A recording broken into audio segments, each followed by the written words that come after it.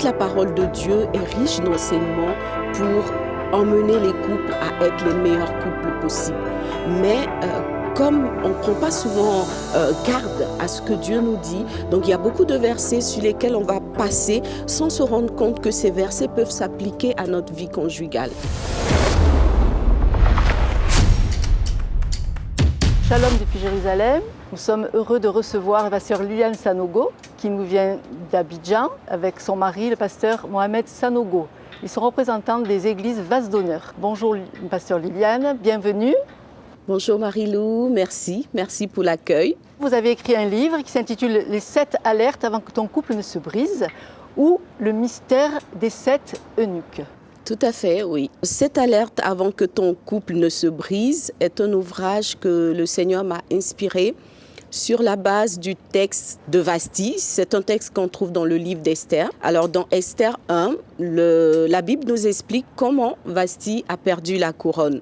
Et c'est donc en lisant ce texte, je me suis posé des questions. J'ai demandé au Seigneur, après avoir lu ce texte plusieurs fois, j'ai dit au Seigneur, Seigneur, est-ce qu'on peut perdre sa place d'épouse et de surcroît sa place de reine pour quelque chose d'aussi simple que de refuser de venir à l'appel du conjoint?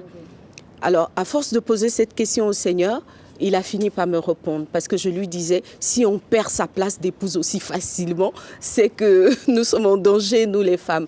Et par la grâce de Dieu, le Seigneur... Ça a été le déclencheur de cette envie d'écrire ce livre alors? Oui, tout à fait. Pas la question d'abord. La question, c'était d'abord par rapport à moi-même en tant qu'épouse, de savoir quelles étaient mes chances de garder ma place dans le couple.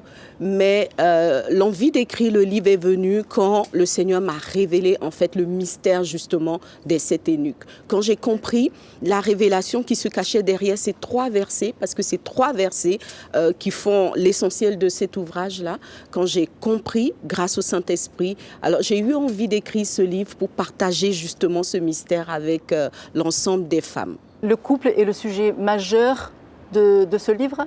On parle de la relation conjugale, la relation entre un homme et une femme. Alors, quand on parle de couple, je pense que dans l'esprit, c'est d'abord un couple marié, mais il y a aussi des couples de fiancés, il y a le couple de personnes qui sont en cheminement.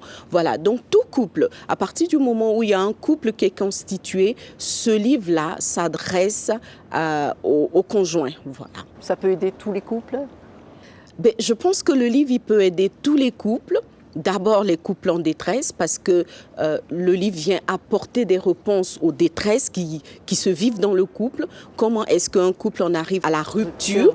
Voilà, mais en même temps aussi, il va s'adresser à toutes les femmes, à tous les hommes qui ont envie d'être en couple et surtout qui ont envie de voir leur couple réussir. Qu'ils soient déjà mariés ou pas, cet ouvrage-là va être un instrument didactique pour mieux appréhender la vie conjugale et se donner toutes les chances de réussir son couple. Oui. Réussir son couple. Il y a un problème, je jette, c'est cassé, je jette, on n'essaye pas de réparer. Et c'est peut-être pareil dans le couple, qu'est-ce que vous en pensez? Je pense que de plus en plus, on n'a pas envie de s'investir dans les choses.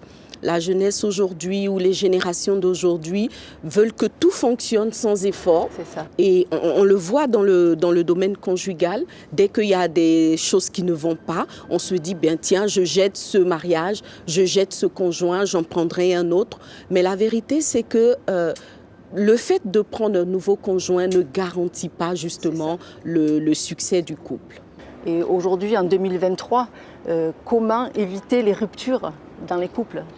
Peut-être que la première cible, c'est les couples chrétiens, parce que justement, en tant que chrétiens, nous devons être des modèles. Mais derrière les couples chrétiens, il y a tous les couples.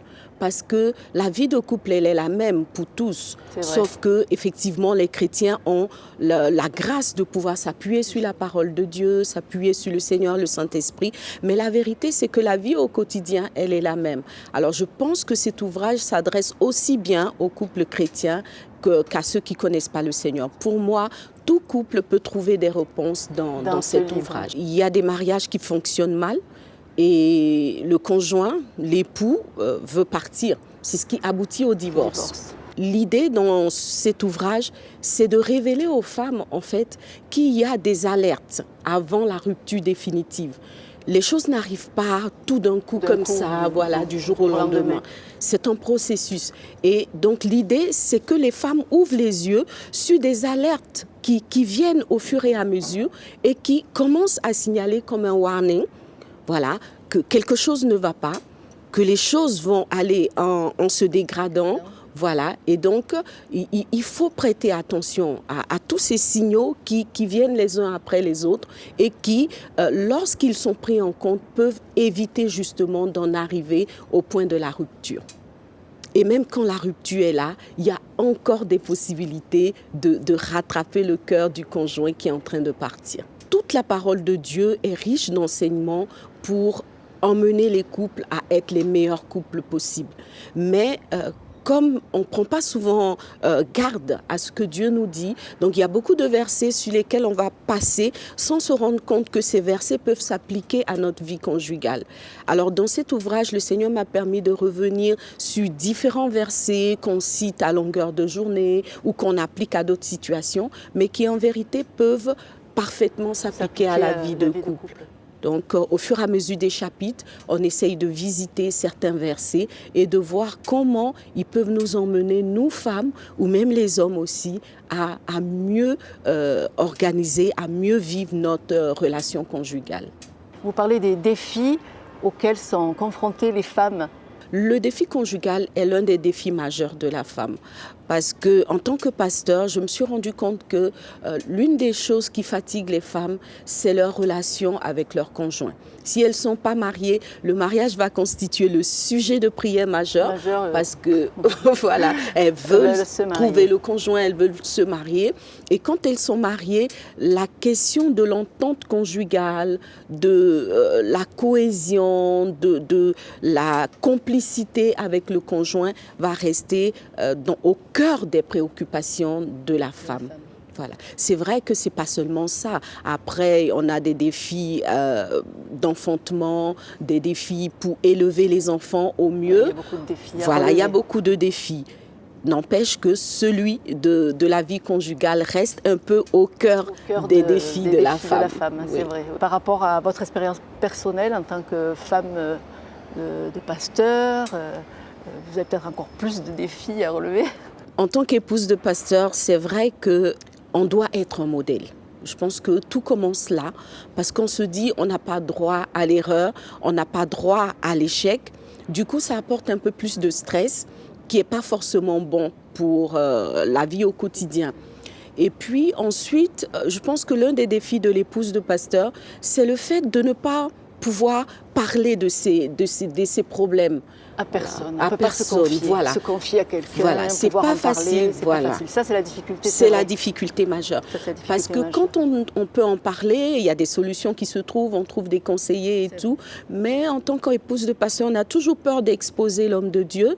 Du coup, quand on y prend garde, le fait justement de rester enfermé sur soi va un peu envenimer les choses, va un peu pourrir les choses et ça va être un peu plus compliqué pour l'épouse de pasteur de stabiliser sa relation conjugale. Mais n'empêche que l'épouse de pasteur a un avantage, justement. Normalement, ça devrait être cette meilleure connaissance du Saint-Esprit, cette meilleure connaissance de la parole de Dieu. Donc le fait justement d'avoir une relation assez particulière avec le Saint-Esprit devrait apporter la solution parce que quelque part Jésus a dit qu'il nous enverrait le Saint-Esprit qui est le conseiller, l'esprit de conseil. Voilà. Alors, donc quand l'épouse de pasteur ne peut pas avoir de conseiller dehors, elle doit favoriser le conseil du Saint-Esprit, donc s'appuyer voilà, un peu plus sur le Seigneur. Shalom, j'espère que vous avez aimé cette vidéo. Abonnez-vous pour ne pas rater nos programmes. Merci de faire partie de notre famille TBN. Que Dieu vous bénisse. Shalom de Jérusalem.